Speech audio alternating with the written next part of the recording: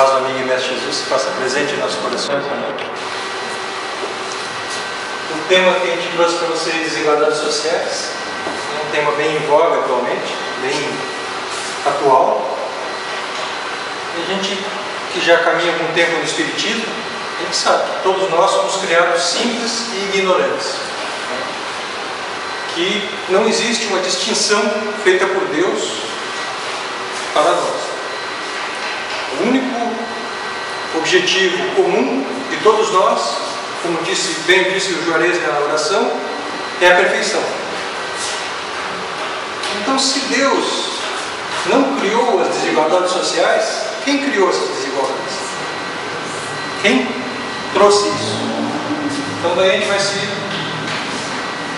pautar pelo Livro dos Espíritos, está na questão 803. Ela traz: perante Deus são iguais todos os homens? Kardec pergunta então aos imortais. Sim, todos tendem para o mesmo fim, e Deus fez suas leis para todos. Dizeis frequentemente: o sol brilha para todos, e enunciais assim uma verdade maior do que pensais. Então veja que os Espíritos deixam bem claro que nós somos todos iguais. Mais à frente, na questão 806, Kardec questiona: é a lei da natureza a desigualdade das condições sociais? E eles respondem claramente: não, é obra do homem e não de Deus. Então está aí, nós criamos as desigualdades sociais, não é obra de Deus. Só que no estágio que nós nos encontramos, ainda é necessária essa desigualdade. Ela é necessária para esse estágio que nós estamos. Porque Deus, então, é a justiça perfeita. Ele não criou essa desigualdade, o homem criou. Não existe um favorecimento. Nós somos criados simples e ignorantes. Não favoreceu, não criou o Érico melhor, o Silvio melhor, ou o Érico pior e o Silvio pior. Criamos iguais. Estamos caminhando juntos. Deus é tão bom que Ele permite que nós temos grupos espirituais evoluindo juntamente. Então, quando um fica para trás, esses outros sentem necessidade de ajudar esse que ficou. E vamos caminhando em grupo, evoluindo. Se há pessoas mais inteligentes e capazes, é porque são espíritos mais velhos e guardam um patrimônio maior de experiências. Então isso fica bem claro. A gente que já acredita na reencarnação, que aquele que tem maior bagagem, que de repente tem mais desenvoltura num assunto ou outro, é porque já teve vivências disso. Quantas pessoas não entram na casa espírita e falam: pô, mas eu já escutei isso. Começam a ler o livro dos Espíritos e falam: pô, mas eu já estudei isso. Então, o que é isso? Além de que vivências passadas. Passado nosso que nós temos no cerne do ser, e vamos trazendo.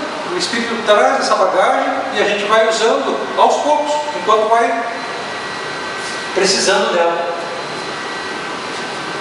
Então, desfrutando do livre-arbítrio, os espíritos desenvolvem-se mais ou menos depressa.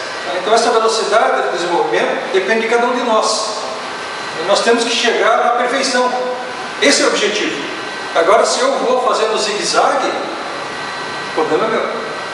Deus me dá esse livre-arbítrio de eu fazer essa caminhada na minha velocidade. Eu vou errar. Deus vai tentar me corrigir, vai tentar me colocar no caminho correto. Coloca espíritos me acompanhando, anjo da guarda, espírito protetor, como queiram chamar, que tentam nos colocar sempre pelo caminho correto. A nossa consciência nos aplica e fala: está errado por aí, Wellington. Mas eu sou turrão, né? Não, é meu livre-arbítrio. E daí eu vou pelo caminho errado. E daí eu estrepo. E daí de repente eu tenho que voltar para o caminho correto. Então é assim que eu sou chamado para essa linha. Através de tentativas, acertos e erros. E os desígnios sociais? Porque existem, né? E são gerados principalmente por sentimentos como orgulho, a vaidade e o egoísmo. As três chagas da humanidade, né? Orgulho, vaidade e egoísmo. Se não existisse, a gente não teria os desníveis sociais. É claro que no estágio que estamos, como eu já falei, não tem como. Eu sou orgulhoso, eu sou vaidoso, eu sou egoísta. Nós somos, senão a gente não estava aqui. Então nós temos que realmente começar a atacar esses pontos. E são os pontos que a gente precisa atacar para evoluir. Porque a partir do momento que eu acho, não, eu não sou orgulhoso, eu já estou sendo vaidoso. Então vejam que se eu começo a querer demonstrar demais, ou ter demais, eu já estou sendo egoísta. Então nós temos que atacar esses pontos que causam desequilíbrios sociais. Determinam a formação de autênticas castas, privilegiadas e pares, castas lá da Índia, aquelas. E o que a gente tem aí na sociedade, que são desníveis sociais e que a gente acaba não olhando para essas partes. Se eu não faço parte, se está abaixo de mim, parece que não existe. Enquanto a gente deveria se auxiliar, todos caminhar juntos, cada um na sua, de repente no seu nível, porque a gente não pode trazer de repente alguém que está no nível mais abaixo, entre aspas, de conhecimento, de vivência, para o nosso nível, que vai ser um choque. Então, mas a gente pode auxiliar ele a começar a aprender a chegar nesse nível, e não simplesmente ignorar esses espíritos que estão mais abaixo. Então a justiça divina harmoniza a posição dos espíritos que reencarnam, situando-os em classes sociais compatíveis com o seu merecimento e aprendizado. Então a gente está no local correto, aonde a gente deveria estar. Apesar de a gente chorar sempre, falar, mas eu não tinha que ter nascido assim, por que eu sou assim, por que o vizinho tem A e eu só tenho B? Mas eu estou recebendo aquilo que eu mereço, aquilo que eu tenho por direito, aquilo que eu consegui angariar de evolução, de merecimento. Então é aquilo que eu recebo. E eu estou no local onde se faz melhor a situação para que eu vença esses problemas. Então por isso eu estou nessa família, por isso eu nasci com esse irmão que me atucana, com essa irmã, com esse pai, com esse chefe que me buzina. Então por causa disso, eu estou no lugar correto. Não, mas eu sinto que eu não estou no lugar correto, eu tinha que ter uma coisa melhor. Então vamos em busca. Ninguém está falando aqui, não, eu vou ficar, porque aqui o Wellington falou que aqui é meu lugar, eu vou ficar nesse lugar. Não. Eu tenho todo o direito de buscar alguma coisa melhor, se eu entendo que eu mereço algo melhor. Mas o que a gente faz realmente é ficar reclamando o tempo todo, Então nós reclamamos. Os psicólogos dizem que é a prática do coitadismo, Então eu sou coitadinho. Eu gosto de falar para os outros acharem que eu sou coitadinho e ter pena de mim. Mas eu não me mexo para melhorar essa situação que eu estou. Então vejam só, eu estou perdendo daí essa situação que eu tenho de aprendizado, reclamando, e não estou mexendo para melhorar isso.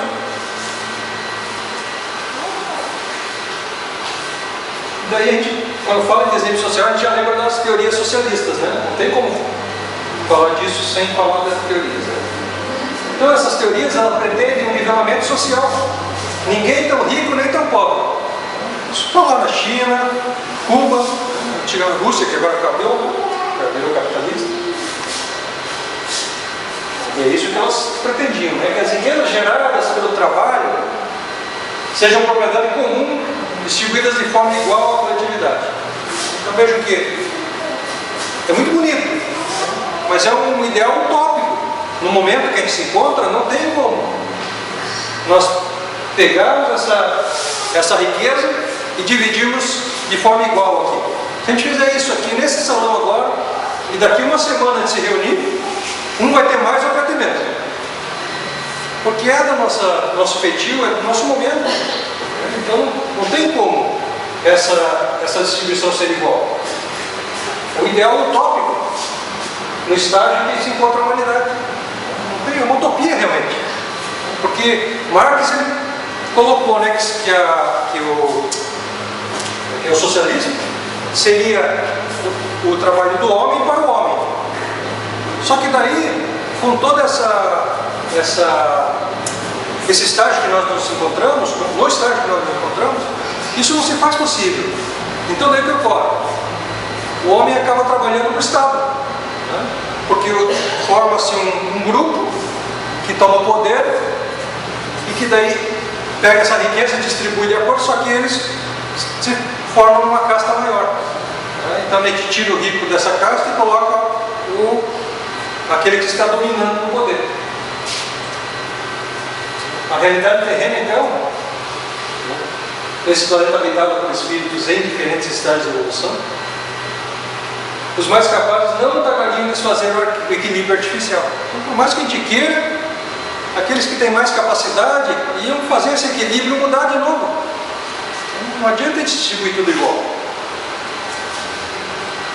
Os socialistas mais impulsivos apregam que para superar essa dificuldade é preciso alterar as estruturas sociais, criando-se condições de uma igualdade imposta. É aí que mora o perigo, né? Porque daí parte para a revolução. Então daí é uma briga para poder ter tudo igual. E a gente vê que não dá certo. É onde a gente vai chegar. Não que seja uma coisa errada. É um ideal utópico para esse momento nosso agora.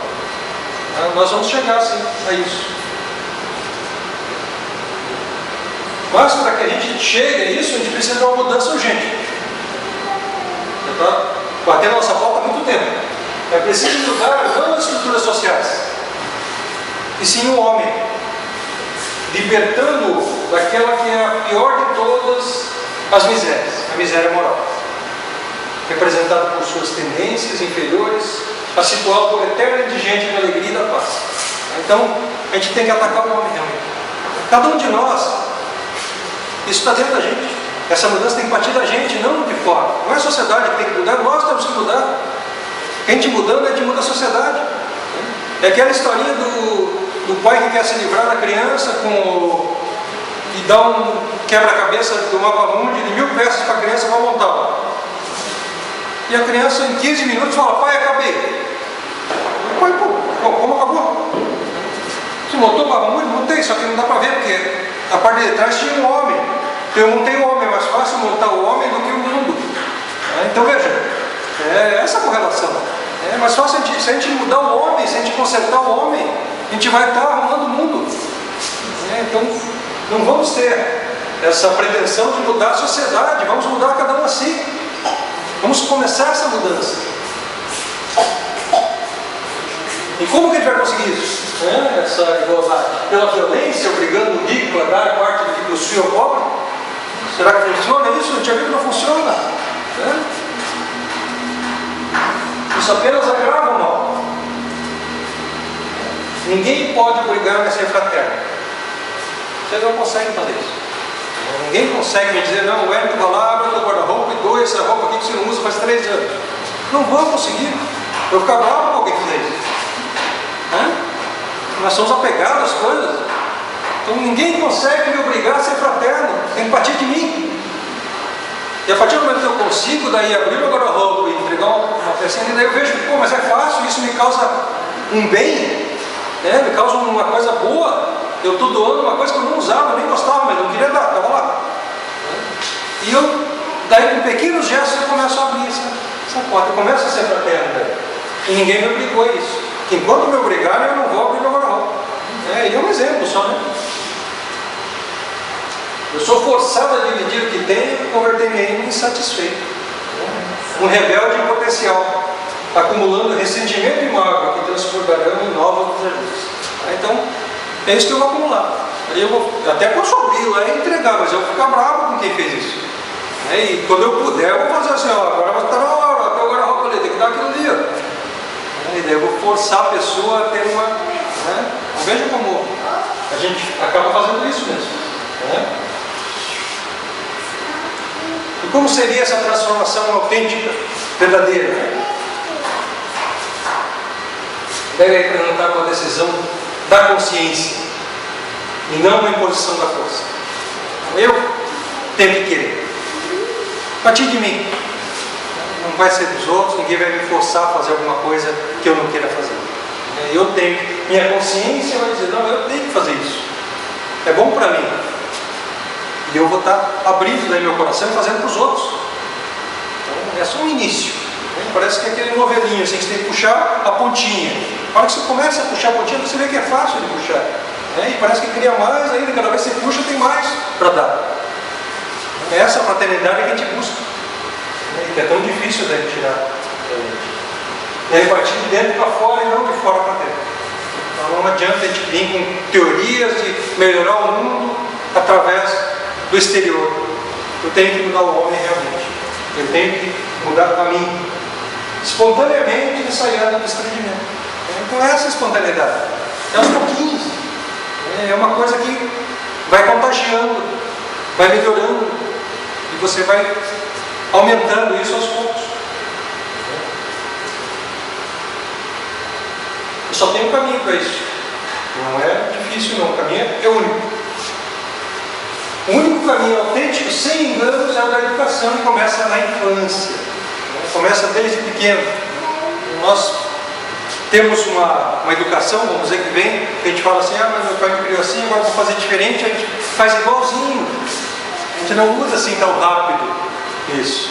E tem uma historinha no Momento Espírita, que alguns de vocês já devem ter visto, escutado, canções infantis. Bem interessante. É um rapaz que está morando nos Estados Unidos e daí precisa de dinheiro, e resolve trabalhar de babá, para ganhar um dinheirinho a mais. E ele vai atender uma menininha cantando e tal, para dormir, porque os pais saíram. E a menina pede para ele cantar outra música, ele canta O Boi da Cara Preta para mim. E passou a ser a música da menininha. E ela gostava daquela música, então, só que um dia ela ficou curiosa e perguntou, mas o que quer dizer essa música, Boi da Cara Preta? Daí ele percebeu que ele teria que mentir para a menina, porque ele não ia falar para uma menininha pequena que era um bovino preto, grande, que vinha para pegar ela se ela não dormisse. E daí ele começou a procurar músicas do folclore nacional nosso, brasileiro, que pudessem, de repente, ter uma mensagem positiva. E ele não encontrou quase, muito poucas. Então, Boi da Cara Preta, ele já percebeu que era uma ameaça. Daí ele pensou em outra música, Nanda Neném. Uma ameaça pior ainda, porque daí a cuca que vem pegar um bicho que não existe. Então, vejam, aqueles que estão mais idosos, igual eu, o Silvio, lembra lá do sítio do Capão Amarelo, que é Jacaré Grandão, Então, vejam só. E daí ele foi adiante. Atirei o pau no gato, ele pensou. Falta de respeito com os animais, crueldade. Mais outra ainda. Eu sou pobre, pobre, pobre de marré. Olha só, desigualdade social, nosso tema, Então vejam que ensina desde pequenininho, em versos tão doces, a desigualdade social. E ele foi adiante, tentando achar, marcha soldado, olha só, marcha soldado, cabeça de papel, já chamam abaixo, desigualdade de novo, e ameaça de novo, se não marchar direito vai preso. Então vejam, o que nós estamos edificando na cabeça das crianças, Outra música, Canoa Virou, foi por causa do fulano e tal. Então, acusação semelhante, ao invés de apoio, trabalho em equipe. Então, vai tudo incutindo na cabeça da criança essas musiquinhas, olha só. Samba Lelê está doente, essa é pior. Samba Lelê está doente, então a cabeça precisava das lombadas, Ao invés de compaixão, apoio, punição, então ele está doente e precisa de lambada. O anel que tu me desses era bico e se quebrou. Então, e por aí vai, eu preciso cantar para vocês. Diz que o amor não vale a pena, pois é falso e frágil. Vejam. Já tinham percebido, com essas musiquinhas, tem um fundo diferente, Olha essa aqui, o cravo brigou com a rosa, debaixo da sacada, então um saiu ferido e outro despedaçado, Desgraça mais desgraça, Incita a violência conjugal. Então, meus amigos, o que a gente precisa com as crianças, palavras de afeto, de bem-querer, de confiança, de esperança, harmonia, edificarão na alma um mundo melhor. Então, é claro que são canções, são músicas, que estão no folclore nacional. A gente não vai abandonar, igual fizeram com o livro do Monteiro Lobato, lá quiseram proibir, Mas a gente vai poder explicar para a criança, está errado, veja essa música, vamos estudar a música direitinho? Vamos explicar para ela, está errado tirar o pau do gato. Vamos ver aqui, é bonito, o versinho, mas está errado. Então, esse desígnio social ele começa lá embaixo. Desde criança, a gente já está incutindo essas diferenças na cabeça da criança. E a gente só vai conseguir visualizar melhor isso quando a gente tiver consciência que tudo que existe é de Deus. É tudo uma concessão, a gente leva alguma coisa para o lado de lá, não leva. O que a gente está tendo agora é uma concessão de Deus, da divindade, dessa força maior, como a gente queira chamar. Mas é uma concessão da gente. E o rico compreenderá um dia que a riqueza que está em sua mão não lhe pertence. Então, um dia, mais à frente, nessa terra nova que está vindo, nessa transformação, o rico vai compreender isso. Que não é a posse dele isso. Ele está tendo somente um empréstimo, que será cobrado isso. Né? Todo patrimônio retido acima do razoável é bem iníquo e comprometedor. Então, tudo aquilo que eu retenho acima do que eu necessito e que eu não faço bom uso disso, vai me comprometer lá na frente, porque eu vou ser cobrado por isso. Eu vou ter que prestar contas de tudo que eu recebi, que eu não fiz de bom, tendo esse patrimônio. Teremos que prestar conta um dia. Sim, não tem como. Mas será que só o rico é o problema?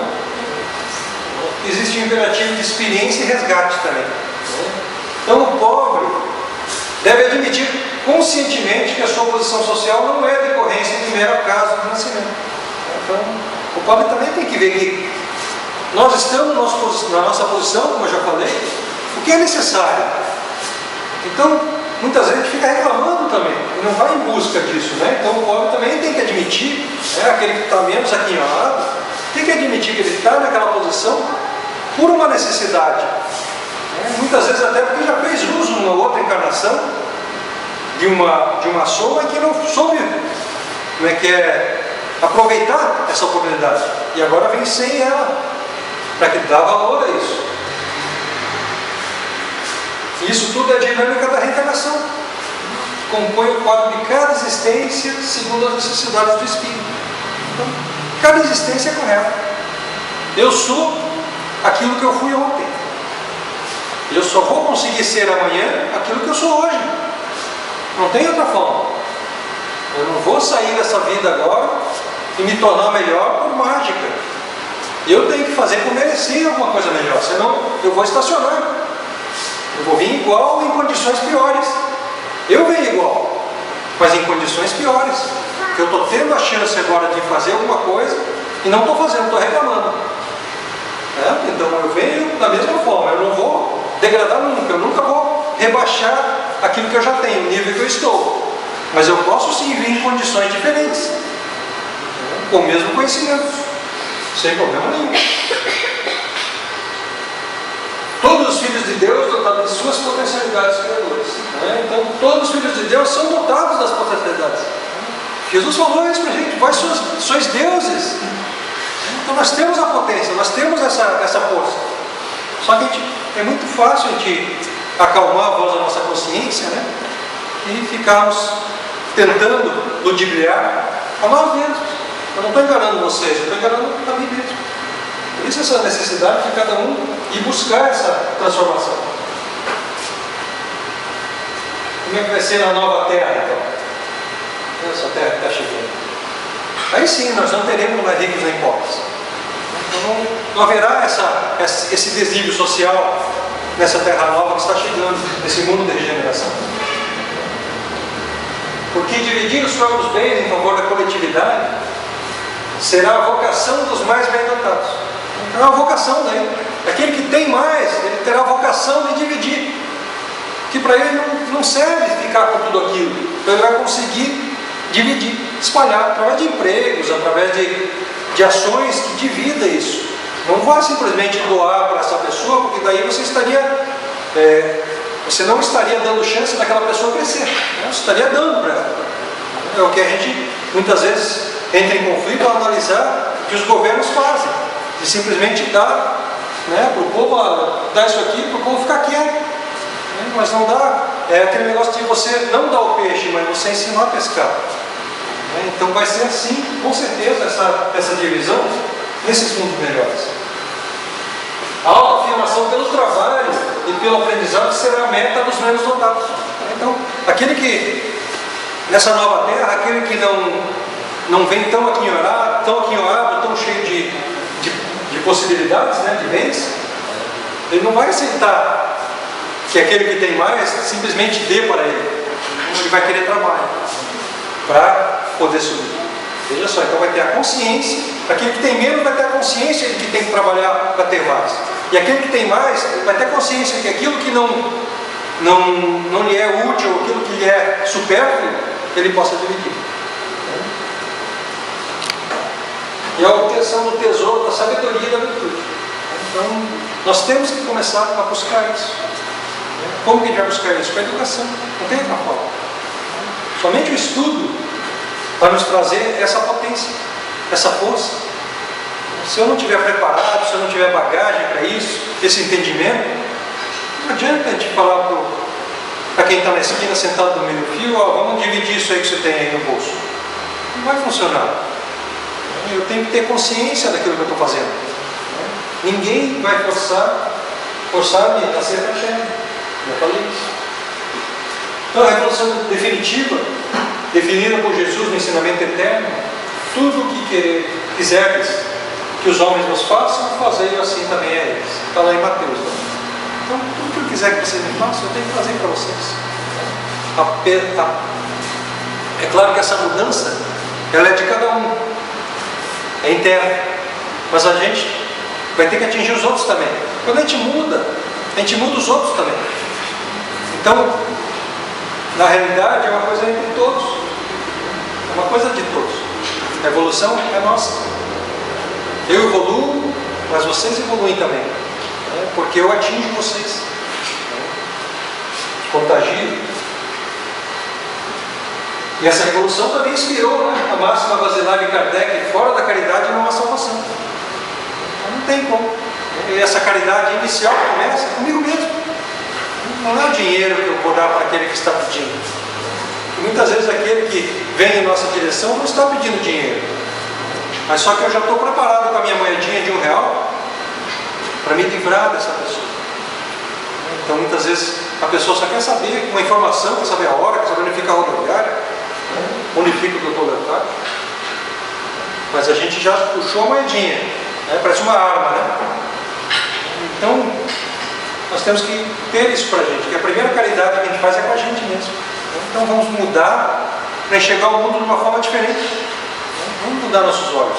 Vamos tirar essa trave do nosso olho. Já está aí há 2000 anos, né? Está incomodando, está coçando. E a gente já vem dentro do centro espírita, né? Para vir procurar esse colírio. O colírio está na educação. Eu não tenho esse colírio para dar para vocês, não. Cada um tem que buscar através da educação, através do estudo realmente. E a nossa participação nesse mundo melhor, nessa mudança, né, ela começa com essa disseminação dos princípios espíritas, né, alertando as consciências e despertando os corações. Então, a partir do momento que eu começo a vivenciar esse estudo que eu faço, né, essa verdade que eu acredito, a gente coloca aqui agora, a gente está dando uma casa espírita, a gente coloca os princípios espíritas. Né, mas a gente sabe que qualquer religião que pregue o bem é boa. E se está fazendo bem para qualquer pessoa que seja, ela é boa. Não importa aqueles que estão à frente, se aqueles que estão fazendo alguma coisa errada, mas se a pessoa está se sentindo bem e ela está fazendo bem, não temos o que falar. Então, a gente tem que começar assim, se o Espírito não está fazendo bem para a gente, vamos começar a mudar. Mas como que eu vou fazer? Será que eu vou ali na praça, no coreto, brigar com aquele que já tem ali, um gritando, né? E começar a gritar também? Não vou conseguir fazer isso. É o exemplo. A gente falou com as crianças, né? Com um exemplo a gente consegue incutir nas pessoas alguma coisa melhor. Vai contagiando, com certeza. Mas não esqueçamos de que ensinar é exemplificar e orientar é viver. Então eu só consigo ensinar exemplificando e vivendo é que eu vou orientando. Porque não adianta somente eu agir de uma forma correta, né, enquanto vocês estão vivendo. Não, eu tenho que viver dessa forma correta. Então, é necessário essa vivência. Porque nós sabemos, temos a consciência de que não estamos sozinhos. Mesmo quando eu me acho sozinho. Todo momento, A espiritualidade está comigo. Então, aqui, principalmente aqueles que estão procurando esse meu tropeçar. Aqueles que estão de olho assim, falam, não, mas não pode estar tão certinho assim no rumo.